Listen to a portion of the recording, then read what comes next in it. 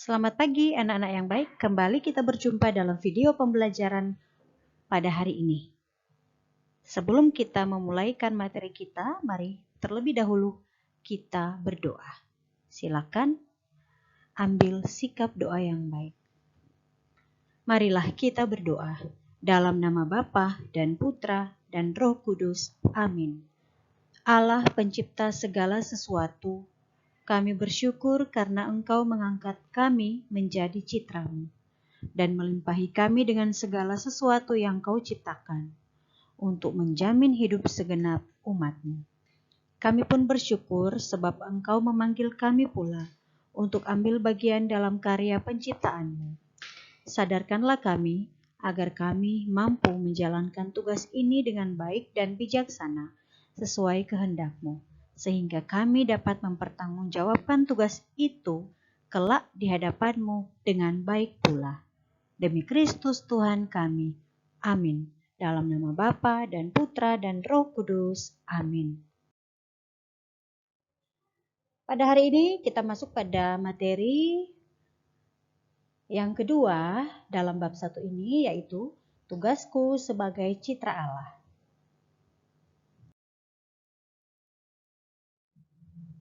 Mari kita mengamati beberapa gambar di bawah ini. Gambar yang pertama, situasi banjir. Kemudian gambar yang kedua adalah situasi atau keadaan lingkungan dicemari dengan sampah, ya.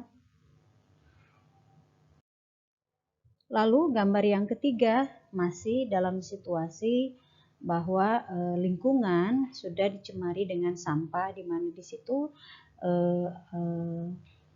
air yang sudah penuh dengan sampah-sampah plastik. Lalu gambar yang keempat di sana adalah pemukiman yang padat.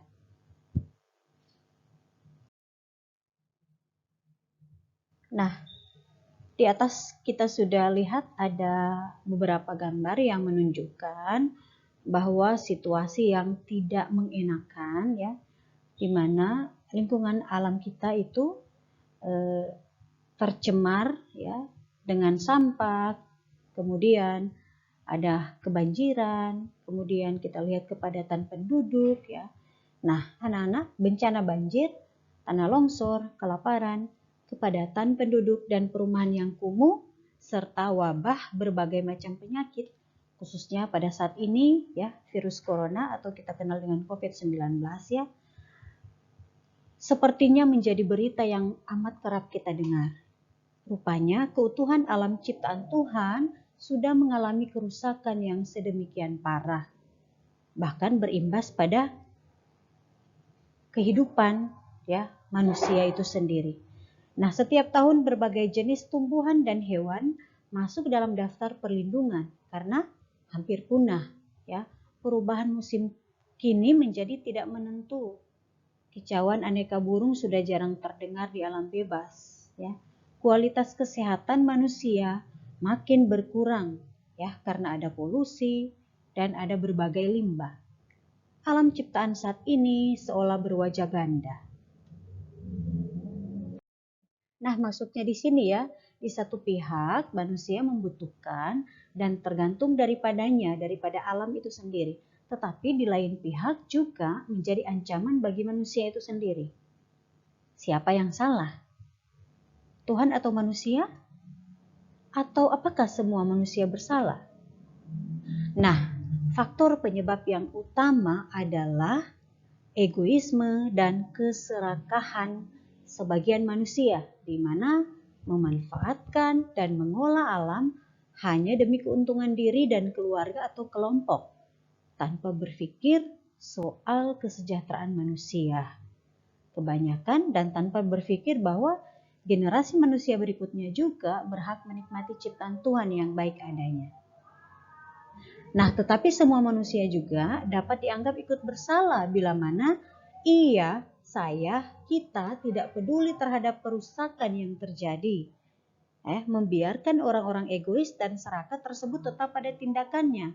dan bahkan mungkin kita sendiri menjadi orang-orang yang ada pada bagian itu. Nah, yang penting sebenarnya bukan mencari kambing hitam untuk saling menyalahkan, tetapi perlunya setiap orang, setiap kita, saya, kita, kamu, ya siapa saja, merefleksikan kembali apa yang sesungguhnya ditugaskan oleh Allah kepada dirinya, kepada diri saya. Untuk itu, mari kita harus kembali pada landasan kitab suci, ya, yang menjadi pedoman, yang menjadi hidup kita sebagai orang Katolik. Mari kita membaca dan merenungkan teks kitab suci dari kitab Kejadian bab 1 ayat 26 sampai 30.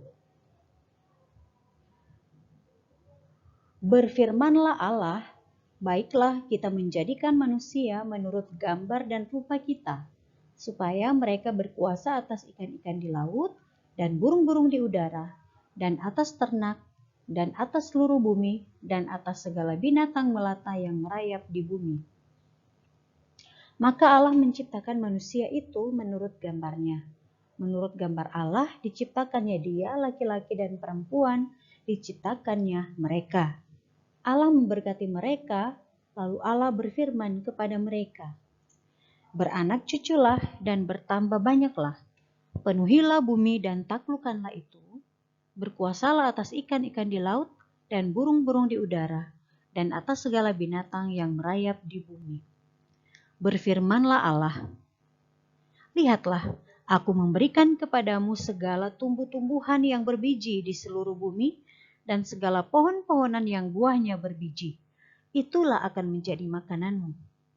Tetapi kepada segala binatang di bumi dan segala burung di udara, dan segala yang merayap di bumi yang bernyawa, kuberikan segala tumbuh-tumbuhan hijau menjadi makanannya.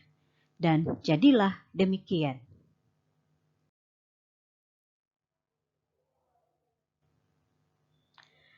Baik, anak-anak, kitab suci seperti yang sudah kita dengarkan tadi, kita baca bersama, menegaskan bahwa keluhuran martabat manusia itu sebagai citra Allah. Ya. Sebagai citra Allah, manusia kita ya dipanggil dan diberi tugas untuk beranak cucu dan bertambah banyak, memenuhi bumi dan menaklukkannya, dan menguasai ciptaan Allah lainnya.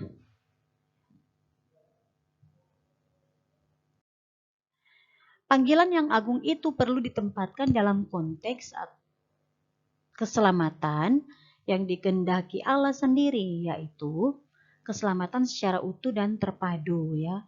Tidak hanya menyangkut diri sendiri, tetapi juga erat kaitannya dengan ciptaan Allah lainnya. Oleh karena itu, manusia tidak dapat bersikap sewenang-wenang atas kuasa dan tugas yang diberikan Allah itu, melainkan merawat dan melindungi alam ciptaannya. Ya. Nah, kuasa yang diberikan Allah itu sebenarnya sifatnya terbatas ya, seperti yang sudah kita dengarkan pada bacaan ya dari kitab Kejadian. Manusia tidak dapat menjalankan tugasnya melebihi kekuasaan dan batasan yang diberikan oleh Allah. Ya, manusia perlu menjalankan tugas secara bijak ya, secara bijaksana. Ya, bertanggung jawab ya, demi kemuliaan Allah serta kebahagiaan manusia sendiri. Maka sesungguhnya sikap egoisme atau mementingkan diri sendiri, keserakahan, sikap acuh tak acuh terhadap kerusakan ciptaan Tuhan itu menjadi musuh utama kita. Itu berarti kita harus bersikap sebaliknya ya. Saatnya kita mulai mengembangkan ketaatan kepada Allah. Sikap bertanggung jawab dan berupaya menampilkan kecitraan Allah sendiri sebagai pencipta dan pemelihara melalui kata dan perbuatan, bukan dengan sikap yang menghancurkan ataupun menguasai. Hal tersebut dapat dimulai dengan melakukan hal-hal kecil ya, misalnya melalui dari diri kita sendiri, mulai dari diri kita sendiri mandi setiap hari misalnya, sikat gigi, hal-hal kecil seperti itu. Lalu kemudian di dalam lingkungan keluarga ya, membersihkan halaman, menanam bunga di rumah ya, merapikan tempat tidur, membantu orang tua. Kemudian ada gerakan penghijauan misalnya ya. Mungkin kalau kita sudah berhasil ya, sudah menjadi orang yang berhasil ya, kita bisa memperbaiki perumahan kumuh, semoga ya, seperti itu. Oke. Nah, selain itu ya, karena pada saat ini dalam situasi pandemi Covid ya, tentu kita harus mengikuti aturan dari pemerintah ya, jangan kita bersikap egois. Kita harus mengikuti apa yang sudah dianjurkan oleh pemerintah, memakai masker, mencuci tangan, apalagi jaga jarak ya. Kemudian rajin membersihkan diri ya, tentu kita harus menjaga kesehatan kita sendiri agar tidak mengganggu orang lain juga. Misalnya penyakit-penyakit itu tidak menular lagi kepada orang lain. Jadi kita harus menjaga diri kita juga sendiri bersama keluarga ya.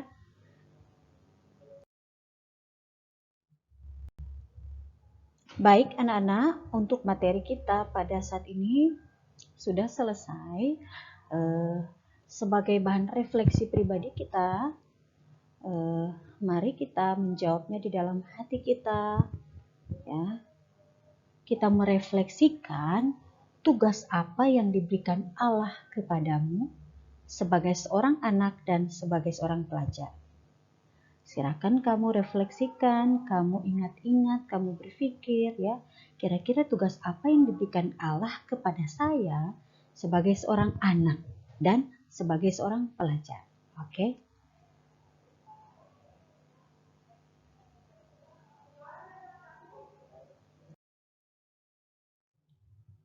Untuk refleksi ini menjadi tugas yang harus kalian kerjakan ya.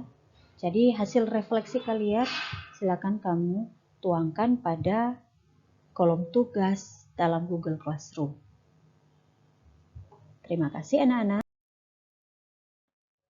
Mari kita mengakhiri pembelajaran online untuk pelajaran agama Katolik pada hari ini dengan berdoa kemuliaan. Dalam nama Bapa dan Putra dan Roh Kudus. Amin. Kemuliaan kepada Bapa dan Putra dan Roh Kudus, seperti pada permulaan, sekarang, selalu, dan sepanjang segala abad. Amin. Terima kasih banyak atas perhatian dari kalian semua. Sampai jumpa minggu depan. Bye-bye.